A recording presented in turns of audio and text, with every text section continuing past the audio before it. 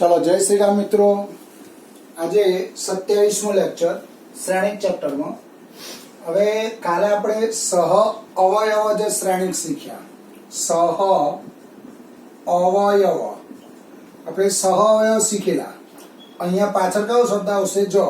सह अवयव ज श्रेणिक। तेने आपणे इंग्लिश में शुं कहीए? Adjoint A. बराबर। तो कोईपण श्रेणिकनो सह अवयव ज श्रेणिक केवी रीते शोधाशे? तो આપણે આ શ્રેણિક છે, ધારો કે શ્રેણિક એ છે 1 2 3 અને 4, તો મારે આનો સહ અવયવ જો શ્રેણિક શોધવો હોય તો દરેક ઘટકના સહ અવયવ શોધવાના. એટલે 1 નો સહ અવયવ શોધવાનો, 2 નો સહ અવયવ શોધવાનો, 3 નો સહ અવયવ શોધવાનો અને 4 નો સહ અવયવ શોધવાનો. તો અહીંયા 1 નો સહ અવયવ શું થાય જોવા જોઈએ. 1 નો સહ અવયવ, પછી આવશે 2 નો સહ અવયવ, પછી આવશે 3 નો સહ અવયવ, પછી આવશે 4 નો સહ અવયવ. અમાર 1 નો સહ શોધો છો તો એની હાર અને રો બંધ કરી દો. તો અહીંયા આગળ શું આવશે? 4. અને એના મૂલ્યને -1/i + j વડે ગુણવાના. તો 1 કઈ હારમાં? પહેલી હારમાં. કયા સ્તંભમાં? પહેલા સ્તંભમાં. તો અહીંયા આવશે 1 + 1. એટલે અહીંયા આવશે -1 નો વર્ગ. એટલે શું થશે? 1. 1 × 4. એટલે અહીંયા શું આવશે? 4. પછી 2 નો સહ શોધવો છે તો એની હાર અને રો બંધ કરી દો. તો -1/2 2 કઈ હારમાં? પહેલી હારમાં બીજા સ્તંભમાં. એટલે 1 + 2. પછી એની હાર અને રો બંધ કરીને આનો નિશ્ચાય કહેવાનો. એટલે અહીંયા આવશે 3. તો -1 ની 3 ઘાત એટલે -1 એટલે અહીંયા આવશે 3. પછી 3 નો સહ હોય એટલે એની હાર અને રો બંધ કરો. એટલે અહીંયા આવશે 4. આ 3 ની હાર અને રો બંધ કરો. એટલે અહીંયા આવશે -1 ની 3 કઈ હાર? બીજી હાર અને પહેલો સ્તંભ. એટલે 2 + 1. તો અહીંયા આવશે આ હાર આપણે 3 છે ને, તેની હાર અને રો બંધ કરો. હાર અને રો બંધ કરો. એટલે અહીંયા શું આવશે? 2. તો -1 નો ઘન -1 × 2 એટલે -2. અને પછી 4 નો સહ શોધવાનો.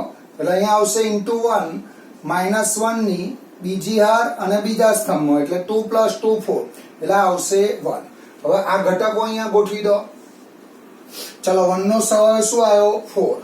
પછી 2 નો શું આવ્યો જોવા જોઈએ? -3. પછી 3 નો શું આવ્યો? -2.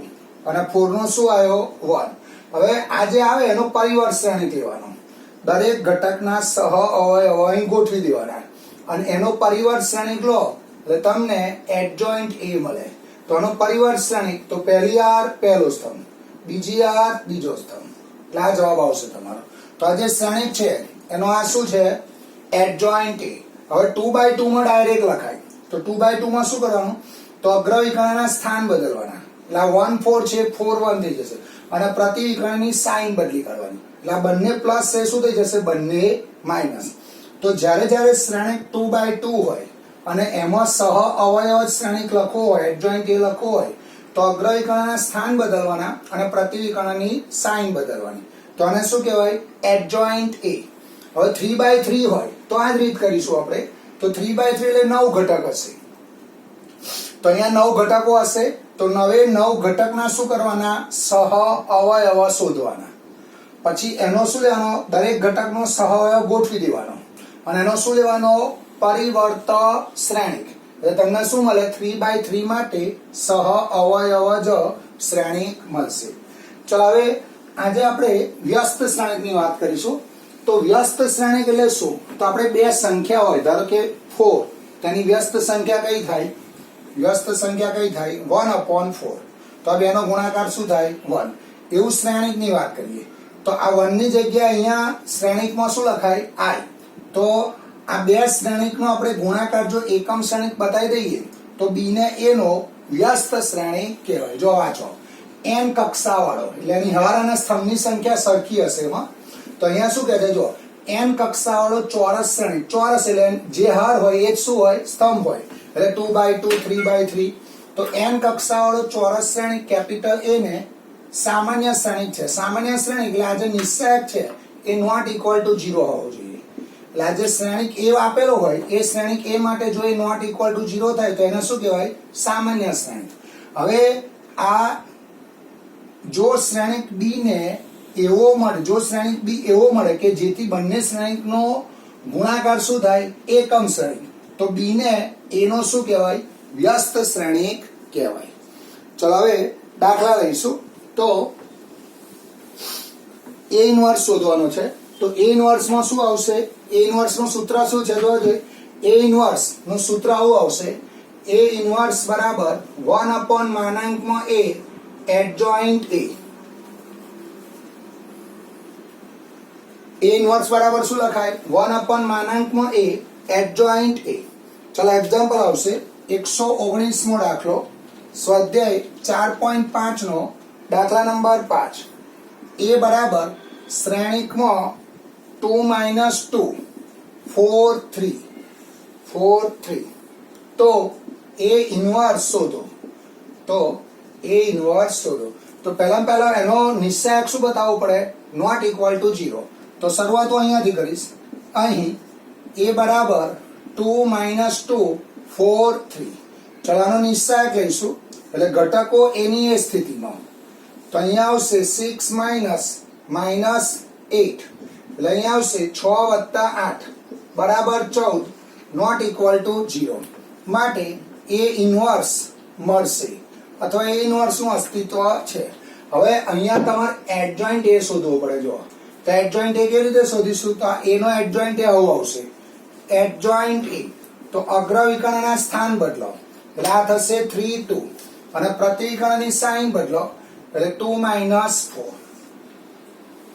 ચલો એ ઇન્વર્સ શોધીશું. તો એ ઇન્વર્સ બરાબર 1/(a) એડજોઇન્ટ એ. તો 1/ એ નો નિશ્ચાયક શું થતો છે, એ નો નિશ્ચાયક 14, એટલે અહીંયા આવશે 1/14 એડજોઇન્ટ એ. એટલે અહીંયા આવશે 3 2 - 4 2. આ તમારું શું થશે, જવાબ. હવે આ 1/14 ને અંદર ગુણો તોય ચાલે, ના ગુણો તો પણ ચાલે. અંદર ગુણ ના હોય તો આ જવાબ છેલ્લો આવો લખાશે, 3/14 1/7 - 2/7 1/7. તો આ શું આવ્યો, તમારો એ ઇન્વર્સ આવ્યો. ચલો પછી 120મો દાખલો હોમવર્કમાં આવશે. દાખલા નંબર 120 4.5 નો દાખલા નંબર 6 હોમવર્કમાં આવશે. હવે આજે 121મો દાખલો છે, ખાસ ધ્યાન રાખજો, કારણ કે એના પરથી લગભગ 8 થી 9 દાખલા આવશે. દાખલો ખાસ ધ્યાન રાખજો. 121મો દાખલો મોસ્ટ ટાઈમ કરજો. અને 4.5 નો દાખલા નંબર 9 એમાં આપેલું છે, એ બરાબર શ્રેણિકમાં 2 1 3 4 -1 0 -7 2 1. તો એ ઇન્વર્સ શોધો. તો આનો શું કરવાનો, તમારે એ ઇન્વર્સ શોધવાનો છે. ચલો હવે દાખલો કેવી રીતે સમજીશું, જુઓ. તમારે પહેલો એ ઇન્વર્સ શોધવો હોય તો એ ઇન્વર્સ નું સૂત્ર આવું છે, એ ઇન્વર્સ બરાબર 1/(a) એડજોઇન્ટ એ. એટલે તમારે આ જે શ્રેણિક છે એનો નિશ્ચાયક શું બતાવવો પડે, નોટ ઇક્વલ ટુ 0. તો શરૂઆત આપણે એ થી કરીશું.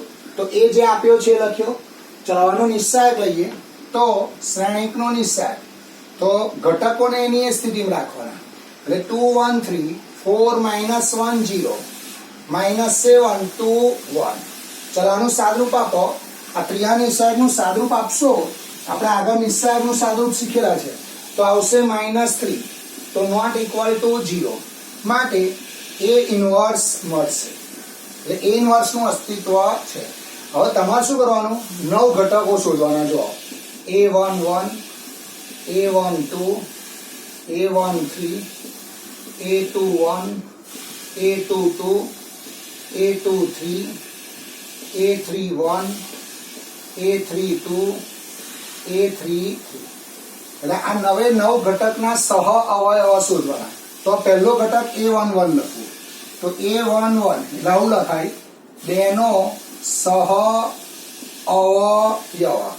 બેનો સહ અવયવ શોધવો છે. જો તો બે કઈ હારમાં આવે, પહેલી હારમાં. કયા સ્તંભમાં આવે, પહેલા સ્તંભમાં. તો જેનો સરવાળો શોધો એનો ઉપનિષ સાહેબ તો શોધવો જ પડે. એટલે અહીંયા આવશે -1/2 બે કઈ હારમાં? પહેલી હારમાં. અને કયા સ્તંભમાં? પહેલા સ્તંભમાં. હવે એની હાર અને રો બંધ કરી દો. એની હાર અને રો બંધ કરી દો. તો -1 0 2 1. તો -1 નો વર્ગ એટલે 1 થશે. અગ્રવિકર્ણ -1 -0. તો અહીંયા આવશે -1. તો આ ઘટક કયો આવશે? -1. તો A11 શું આવશે? -1. ચલો એ રીતે હું A12 શોધું. A12 તો A12 નો અર્થ શું થાય? જો ભાઈ A12 એટલે આ 1 1 2 3. તો A12 એટલે કયો ઘટક થાય? 1 થાય. જો તો A12 એટલે અહીંયા હું લખીશ 1 નો સહઅવયવ. તો 1 કઈ હારમાં છે? પહેલી હારમાં. કયા સ્તંભમાં? બીજા સ્તંભમાં. તો 1 + 2. એની હાર અને રો બંધ કરી દો. તો અહીંયા આવશે 4 0 -7 1.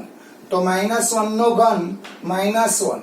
અહીંયા આવશે 4 -0 એટલે -4. તો A12 શું આવશે? -4. A12 -4. ચલો બાકીના જવાબ હું ડાયરેક્ટ લખું છું. A13 તમારે ગણવું પડશે. A13 1 આવશે. પછી A21 ચલો A21 5 આવશે. પછી A22 23. A23 -11. A31 એ આવશે 3 12 અને -6. બરાબર. ચલો હવે શું કરીશું? એડજોઇન્ટ A શોધીશું. તો એડજોઇન્ટ A કેવી રીતે શોધાય? તો એડજોઇન્ટ A તો દરેક ઘટકનો સહઅવયવ લખવાનો.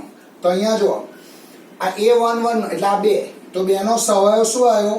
-1. તો અહીંયા લખીશું -1. પછી 1 નો સહઅવયવ શું આવ્યો?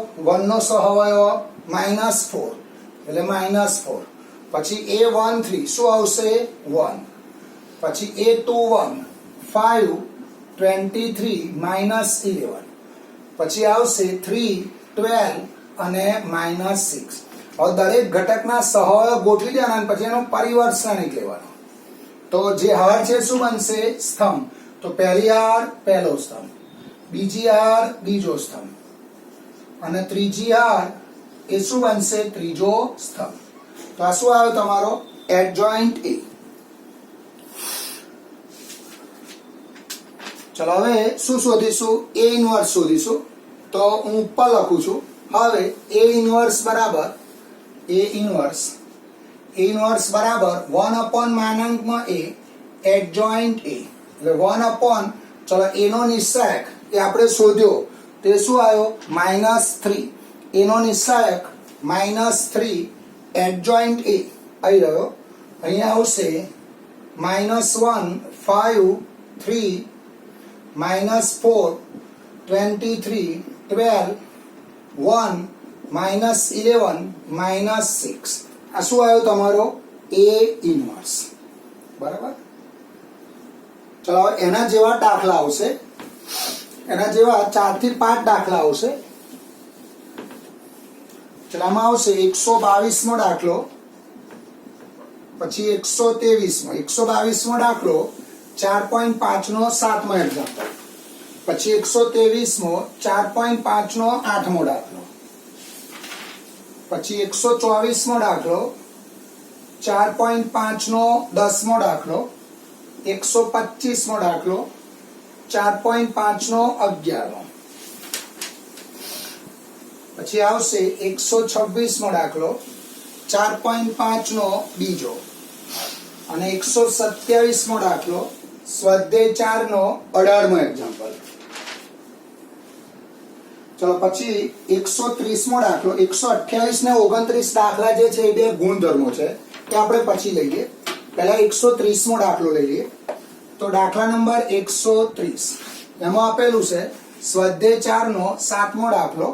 જો A ઇન્વર્સ બરાબર 3 - 1 3 - 1 1 -15 6 -5 5 -2 2 અને બી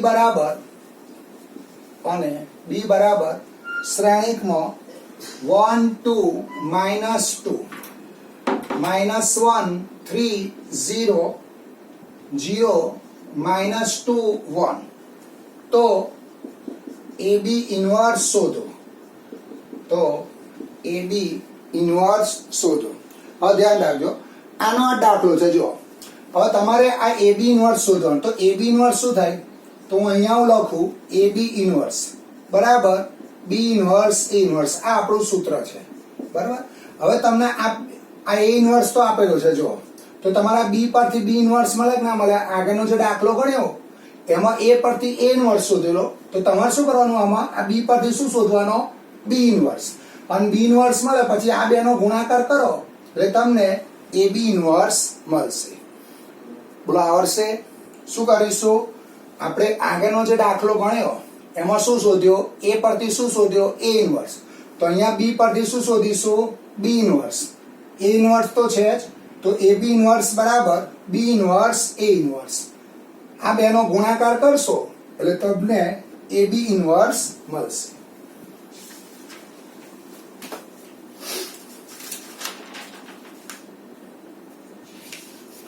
ચલો પછી 131મો દાખલો, ઉદાહરણ 25 એ હોમવર્કમાં આવશે. પછી 132મો દાખલો. ચલો 131મો દાખલો ગણાવું તમને. ઉદાહરણ 25 એ ગણાવું તમને. ચલો એમાં આવું આપેલું છે. જો ઉદાહરણ 25 131મો દાખલો, ઉદાહરણ 25. જો કેપિટલ A બરાબર 2 3 1 -4 અને કેપિટલ B બરાબર 1 -2 -1 3 તો AB ઇન્વર્સ બરાબર B ઇન્વર્સ A ઇન્વર્સની ચકાસણી કરો. બરાબર. તો મારે શું કરવાનું? આમાં AB ઇન્વર્સ બરાબર B ઇન્વર્સ A ઇન્વર્સ બતાવવાનો છે. તો તમારે અહીંયા જો આ A ઇન્વર્સ નું સૂત્ર, B ઇન્વર્સ નું સૂત્ર અને AB નું, એટલે ત્રણ વસ્તુ શોધવી પડે અને પછી આ સંબંધ આપણે સાચો બતાવીશું. ચલો પહેલા A પરથી A ઇન્વર્સ શોધીએ. તો A બરાબર શું છે? જોજો, A બરાબર 2 3 1 -4. ચલો આનો નિશ્ચાયક લઈએ તો અહીંયા આવશે 2 3 1 -4 તો -8 -3 -11 નોટ ઇક્વલ ટુ 0. માટે A ઇન્વર્સ મળશે. ચલો હવે આનો એડજોઇન્ટ એ લખવો પડશે. તો એડજોઇન્ટ એ કેવી રીતે લખાય? અગ્રવિકર્ણના સ્થાન બદલાય. 2/2 માં ડાયરેક્ટ લખવાનો. અગ્રવિકર્ણના સ્થાન બદલાય અને પ્રતિવિકર્ણની સાઇન બદલાય. એટલે આ -4 અહીં જશે, 2 નીચે આવશે અને આ બંને પ્લસ શું થશે? બંને માઇનસ.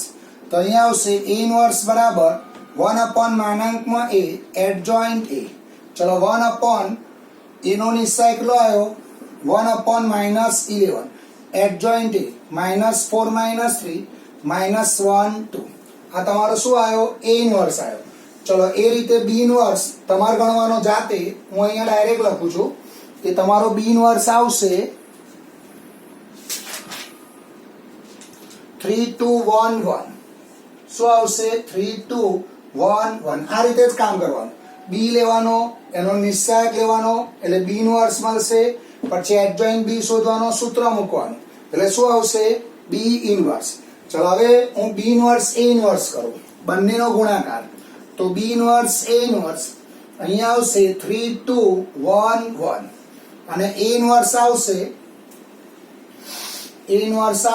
અહીંયા હું છગડ્યો કૌંસ કરું -1/11 કૌંસમાં -4 -3 -1 2. ચલો હવે આ ગુણાકાર બહાર લઈ લઈએ. -1/11 હવે આનો ગુણાકાર કરો 3 2 1 1 અહીંયા આવશે -4 -3 -1 2. ચલો બે શ્રેણિકનો ગુણાકાર તો શું થશે? પહેલી વાર પહેલો સ્તંભ એટલે -12 -2 -12 -2 પછી આવશે પહેલી આર બીજો સ્તંભ એટલે -9 +4 બીજી આર પહેલો સ્તંભ -4 -1 -3 પછી બીજી આર પહેલી આર પહેલો સ્તંભ પહેલી આર બીજો બીજી આર પહેલો સ્તંભ અને બીજી આર બીજો સ્તંભ એટલે -3 +2 એટલે અહીંયા આવશે -1/11 -14 -5 -1 અને પરિણામ નંબર 1 આપો. તો આ શું આવ્યો તમારો B ઇન્વર્સ A ઇન્વર્સ. હવે તમારે શું કરવાનું AB ઇન્વર્સ શોધવાનો. ચલો AB ઇન્વર્સ શોધતા પહેલા તમારે A into B કરવું પડે. એટલે શરૂઆત હું આ રીતે કરું AB બરાબર 2 3 1 -4 પછી શ્રેણિક B આવશે 1 -2 -1 3 ચલો આનો ગુણાકાર કરો પહેલી આર પહેલો સ્તંભ એટલે 2 -3 પહેલી આર પહેલો પછી પહેલી આર બીજો સ્તંભ -4 +9 પછી બીજી આર પહેલો સ્તંભ એટલે 1 +4 પછી બીજી આર બીજો સ્તંભ એટલે -2 -12 એટલે અહીંયા આવશે -1 5 5 -14. ચલો આ શું આવ્યો A into B.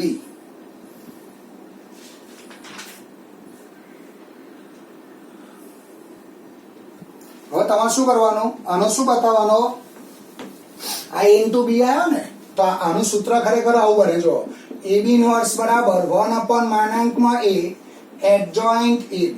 આનો નિશ્ચાયક લો તો AB નો નિશ્ચાયક એટલે અહીંયા આવશે -1 5 5 -14 એટલે 14 -25 એટલે અહીંયા આવશે -11 નોટ ઇક્વલ ટુ 0 માટે AB ઇન્વર્સ મળશે.